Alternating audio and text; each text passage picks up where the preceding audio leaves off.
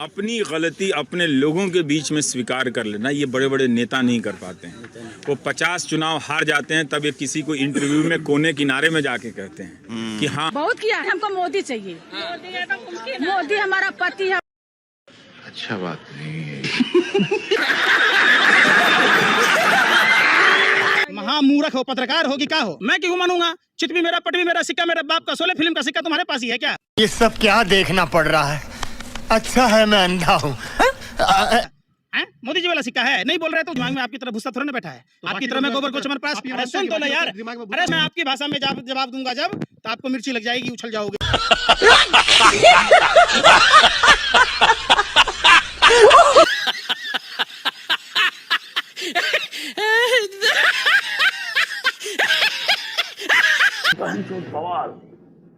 जुम करो।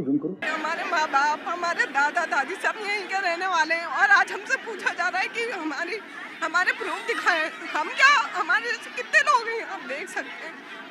कितना दुख है कि हम भारत के रहने वाले और हमसे कहा जा रहा है कि हम बताएं, हम प्रूफ दें कि हम भारत के हैं या नहीं है। देश बेच रहे हैं आप। बोलिए सर, हमारा गठबंधन किससे है? आपके चैनल का गठबंधन मोदी जी से है। आप भी तो गठबंधन में बैठे हैं, आप भी तो ईमानदार पत्रकार हैं देश के। जी जिसकी लिस्ट में नाम है। जी पॉइंट पर आइए ना, इधर उधर क्यों जाते हैं, सीधा पॉइंट पर आइए। आदिल नाहिद हसन, आप क्यों परेशान हो रहे हैं सर? अच्छा, आज की डिबेट लाने के पैसे कितने मिले? हैं जी, पैसे कितने मिले? खाली जब तुम पजामे पे उतरोगे तो तुम्हारी औकात याद दिलाऊंगा। पैसे कितने मिले? भाई पैसा हो तो क्या कुछ नहीं हो सकता। जब तुम पजामे पर उतरोगे तो तुम्हारी औकात याद दिलाऊंगा। बदतमीज, क्यों सईदा सिंह बखार, क्यों सईदा सिंह बखार अपना चेहरा दिखा रहे हैं, म्यूजिक। विश्वसनीयता इसीलिए तो खत्म हो गई कि भाई लगातार, ये पहली बार देश के इतिहास में हो रहा है संदीप चौधरी जी, कि कोई एक राजनेता खुलेआम गली गली रोड रोड पे न्यूज मीडिया की धज्जियां उड़ा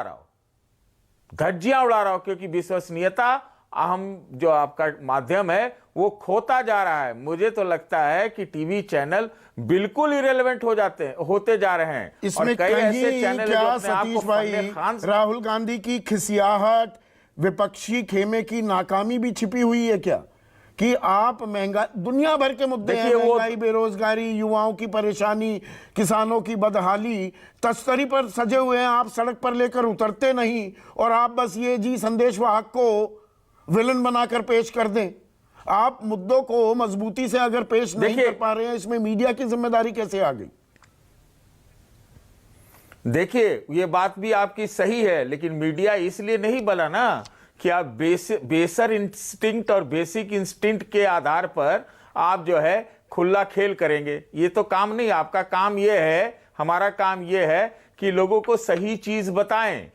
ये बात सही है आपकी कि विपक्ष और विपक्षी जो नेतागण हैं उन चीजों को मजबूती से, उन मुद्दों को खड़ा करने में नाकाम कर रहे हैं। लेकिन ये भी तो सही बात है ना कि भाई, जो आपको खुलेआम चैलेंज किया जा रहा है तो उसका आपके पास जवाब क्या है? आप मुद्दों से दीजिएगा या आप इस तरह के बयान से दीजिएगा?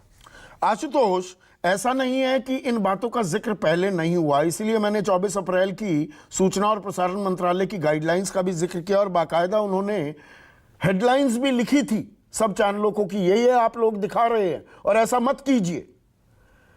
पर दरअसल ये प्रेस की आजादी है कि भाई हम आपकी आजादी का सम्मान करते हैं तो नाम नहीं ले रहे, या चैनलों के नाम लिए जाने चाहिए कि कौन दिखा रहा है। कहीं ना कहीं नकेल भी कसी जानी चाहिए। तो कह भी दिया जाता है कि आप ऐसा कर रहे हैं, लेकिन उसका हासिल क्या होता है? अनम्यूट कीजिए आशु, अनम्यूट कीजिए।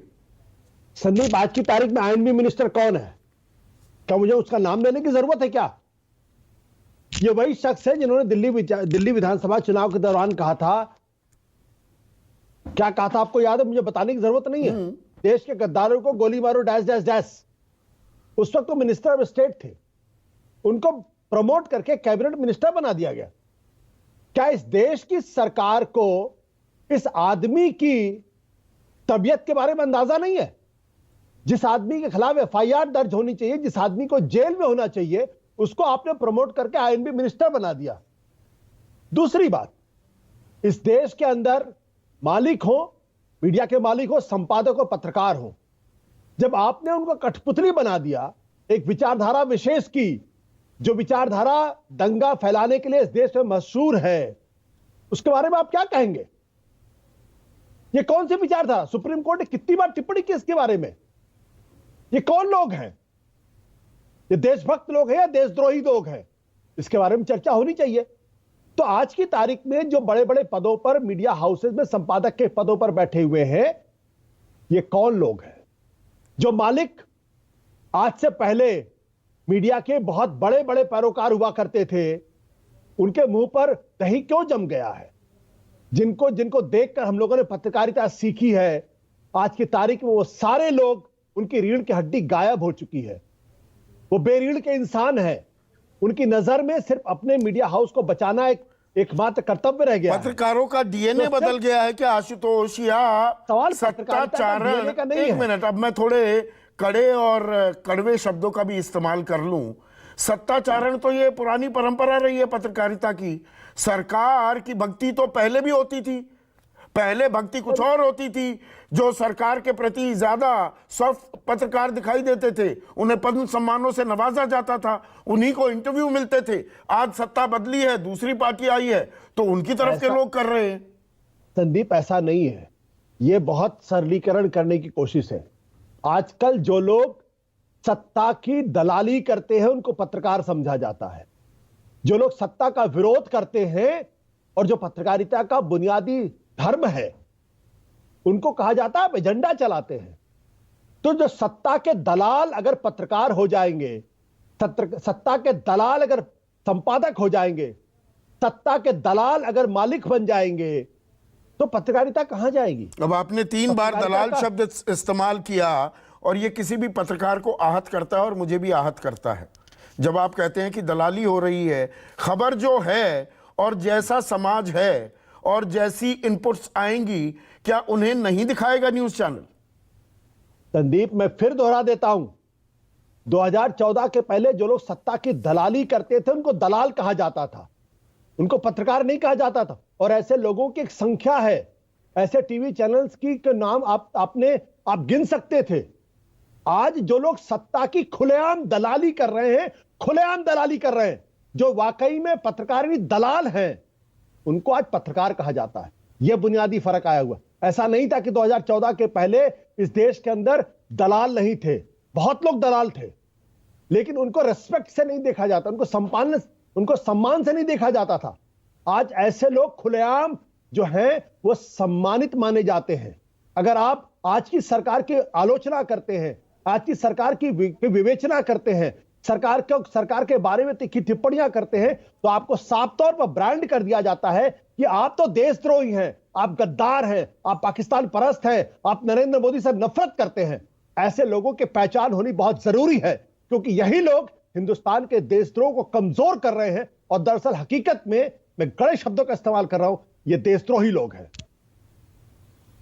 थोड़ा सा पीछे चलते हैं, और आपके जमाने में भी सरकार के खिलाफ अगर स्टिंग मिल जाता है, मैं 2008 की बात कर रहा हूं, कि सांसदों को खरीदा जा रहा है, स्टिंग आधे रास्ते में रोक दिया जाता है। राष्ट्रपति भवन में किसी चैनल के कार्यक्रम होते हैं, कुछ खास लोगों को ही इंटरव्यू दिए जाते हैं। जो दलाल शब्द आपने 10 से 12 बार इस्तेमाल किया, वो उस वक्त दलाली, वो थोड़ी सोफिस्टिकेटेड दलाली हो रही थी कि नहीं? वो अपवाद था। अपवाद कैसे था? आज उसमें कौन-कौन से चैनल है? मैंने तीनों उदाहरण दिए, तीनों अलग-अलग चैनल्स हैं। संदीप, मुझे लगता है कि सच्चाई से आंख नहीं मूंदना चाहिए। सुबह से शाम तक टीवी चैनल पे हिंदू और मुसलमान के सवाल को खड़ा किया जाता है। तबलीग जमान के बहाने हिंदुस्तान के मुसलमानों को देशद्रोही घोषित किया जाता है, और जो पत्रकार ईमानदारी के साथ अपनी बातों को रहते हैं, उनको गद्दार कहा जाता है। और कहा जाता है कि आप सरकार के खिलाफ एजेंडा चला रहे हैं, आप नरेंद्र मोदी से नफरत करते हैं। ये वही पत्रकार हैं, मैं ज्यादातर पत्रकारों को जानता हूं, जो 2014 के पहले मनमोहन सिंह की सरकार की खुली से खुली और तीखी से तीखी आलोचना करते थे। ऐसी आलोचना करते थे जो सरकार कहने के लिए मजबूर होती थी कि the time will come the history will be more kind to me. Manmohan Singh का बयान था। आज आप सोच सकते हैं इस तरीके की कोई बात हो सकती है? आज ऐसे लोगों के लिए या तो उनके टीवी चैनल्स पे कब्जा कर लिया जाता है, या उनको संपादक के पद से हटा दिया जाता है, या उनकी जगह जेल में दिखाने की कोशिश की जाती है। और मैं फिर कहना चाहता हूं, सत्ता के दलालों को आज पत्रकार कहा जा रहा है। मैं इस बात को बहुत जोर देकर कहना चाहता हूं, जो सरकार के दलाल है, जो सत्ता के दलाल हैं, आज उनको पत्रकार एक बार शब्द इस्तेमाल होने में भी वो पीड़ा आपने दे दी है और अहम सवाल उठा दिया। उसे कई बार कहने से उसकी बल्कि अहमियत थोड़ी कम हो जाती है। पर अभय दुबे, क्या पत्रकारिता का चरित्र बदल गया है?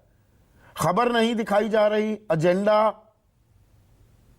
चलाया जा रहा है, एक नफरत का नैरेटिव क्रिएट किया जा रहा है क्या? या ये समाज का हम आईना है, समाज की जो कड़वी हकीकत है वो दिखाई जा रही है समाज को? संदीप जी, एक अमेरिकन फिक्रा है, अमेरिकन जुमला है, जो कि वहां की सुरक्षा नीति की भाषा से लिया गया है, जिसे हम लोग अंग्रेजी में लो इंटेंसिटी कॉन्फ्लिक्ट कहते हैं, कि मामले को ज्यादा मत भड़कने दो, लेकिन लगातार कड़ाव खदबदाता रहे। तो मुझे लगता है कि जो सांप्रदायिक प्रश्न है भारत का, वो पिछले 8 साल में लो इंटेंसिटी कॉन्फ्लिक्ट वाली स्थिति में चला गया है। अब इस वक्त जमाना बहुत बड़े बड़े दंगों का नहीं रह गया है, लेकिन इस तरह की नीतियां, इस तरह के फिक्रे, इस तरह की राजनीति, इस तरह की गोलबंदी लगातार होती है, जिससे सांप्रदायिक प्रश्न गर्म रहे लगातार। भले ही बहुत बड़े बड़े दंगे न हो, जिससे सरकार के बदनाम होने का खतरा रहता है, और राष्ट्रीय अंतर्राष्ट्रीय स्थिति में सरकार को आलोचना